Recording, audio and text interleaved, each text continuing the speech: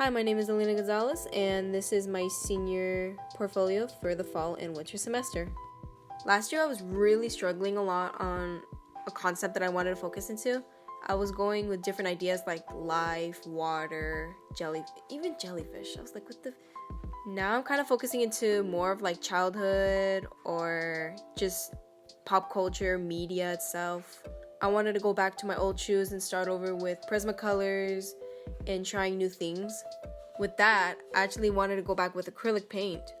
Sadly though, I only did one watercolor piece this whole semester, but majority of my pieces are with Prismacolor markers. With that, I will show what I've done the majority of my semester, and that's with Prismacolor markers.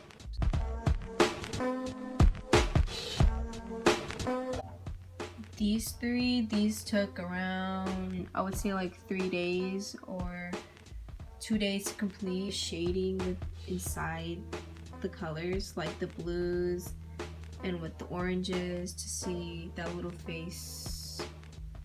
Probably can tell. This one, it was kind of difficult, especially with the nudes. No matter what, these took a long time to think about the tiny designs inside of it too, but it was completely worth it. What makes these kind of different is that this one is it's the multimedia paper, and then these are specifically only for marker. As you can tell, like the certain pop, this one looks more of a matte, and then this one just looks more glossy. With this one, I got the idea from a Cheetos commercial and No Smoking commercial. I kind of combined those two, so I wanted to give it a try. Specifically from a video game called Cuphead. I really like the main character design and the 50s and early 30s cartoon design. Really like the focus of black and white, and I think it'll go with that era where the style is from. This one, I did a portrait of one of my favorite rappers. His name is Future. And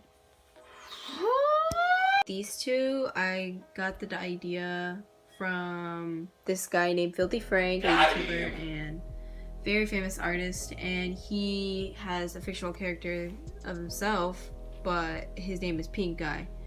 And I love this man so much. What I have next are these two little Prismacolor pieces. I wanted to do an alligator because it's one of my favorite animals. I really wanted to put detail on the tail a lot and the face itself. With this eggplant, I really wanted to do more of like practice on just like one color shade areas instead of blending it in compared to this one. Like different layer shades within the tongue and with the mouth itself, and a little gray shading within the teeth too. I don't know if you can say or see it, but like it says lick on the tongue, and then had these little teardrops with whatever. And I have these two that were focused into Inktober. One of the prompts for this one was me, like it literally just said me from the Inktober prompt. And the other topic was poison, and I used the poison type Pokemon Weezing. So the prompt for this one was long, and I thought of a long neck with a giraffe. This is when I was barely getting into acrylic, and I kind of don't really like it.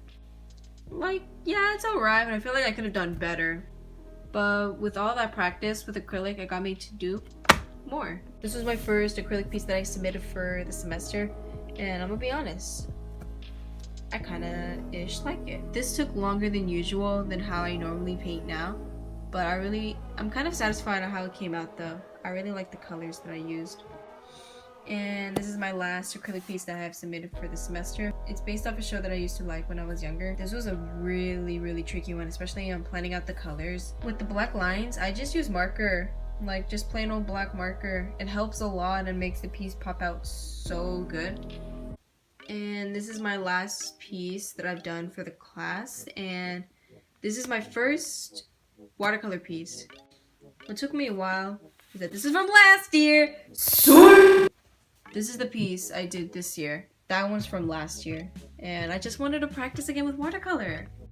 What was tricky with this one is that I wanted to go very lightly right here so everyone would focus more up here.